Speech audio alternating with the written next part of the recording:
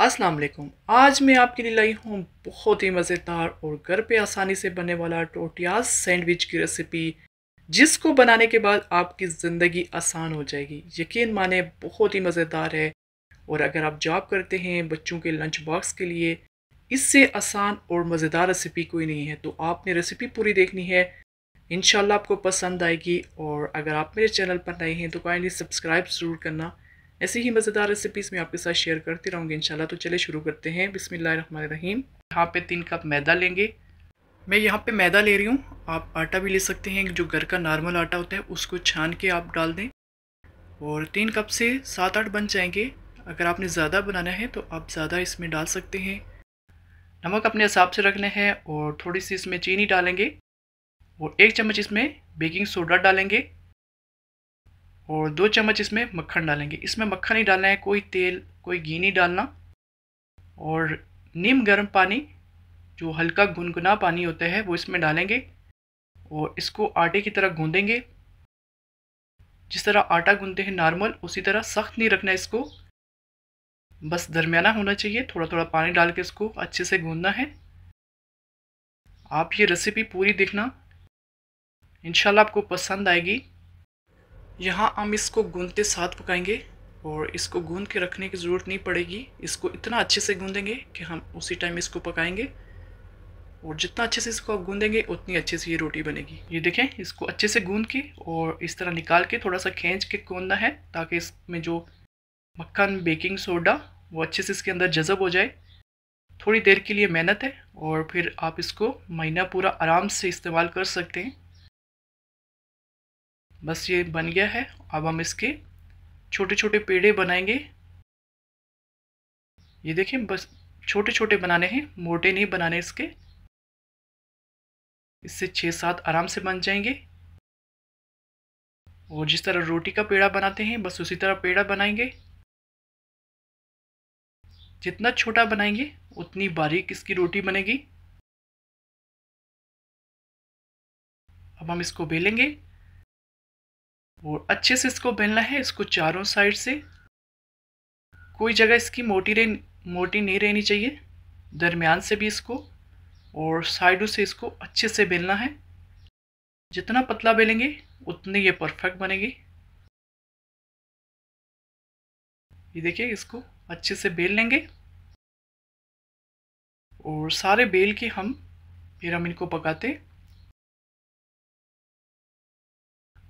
यहाँ पे तवा गरम हो गया है और तेज़ आंच पे इसको पकाना है। ख्याल रखना है यहाँ पे हल्की आंच नहीं होनी चाहिए। तेज़ आंच पे इसको पकाएंगे तो ये सख्त नहीं होंगे। इस तरह इसको दबा दबा के दोनों साइड से इसको पकाना है। बस इस तरह इनको पकाते जाएंगे और पका के इनको कपड़े में कवर करते जाएंगे। दबा के पकाएंगे तो अंदर से ये अच्छे से पक जाएगा। बस इसको तेज़ आंच पे पकाना है, वरना ये सख्त हो जाएंगे। बारीक बेलेंगे और इस तरह तेज़ आंच पे इसको पकाएंगे।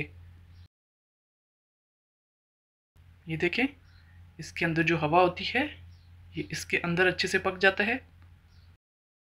बस ये सारे पक के हैं, तो अब इसको कपड़े में डाल देना है। बस इस तरह आप इसको महफूज कर लें। मैं इंशाल्लाह और बहुत मज़ेदार टोटियाज़ बर्ड के साथ आपके लिए रेसिपीज़ लाऊंगी। तो काइंडली मेरे चैनल को सब्सक्राइब ज़रूर करना, ताकि मज़ेदार रेसिपीज़ आपको मिल सकें।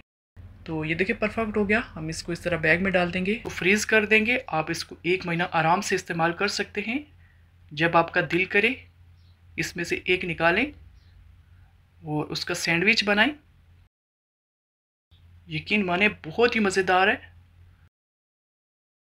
ये देखें, बस इस तरह फ्रीज़ कर दें इसको। ये फ्रीज़ किया हुआ है, इसमें से एक निकालेंगे और उसका सैंडविच बनाएंगे। थोड़ी देर के लिए आप इसको निकालेंगे तो खुद ही नरम हो जाता है।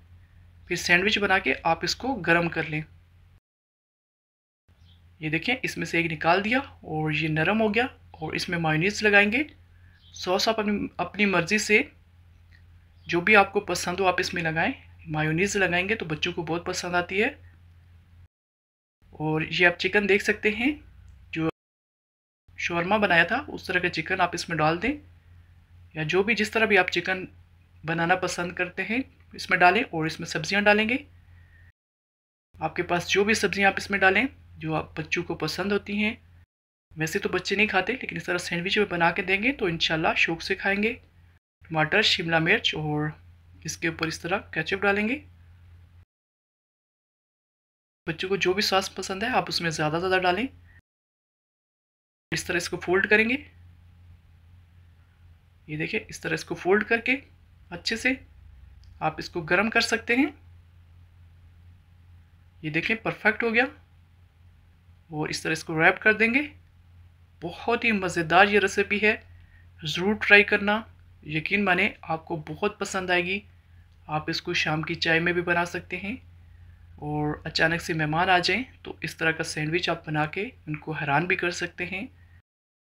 देखिए माशाल्लाह बहुत ही मज़ेदार है और आसान भी है। रेसिपी पसंद आए तो सब्सक्राइब ज़रूर करना, लाइक करना। अल्लाह हाफिज़।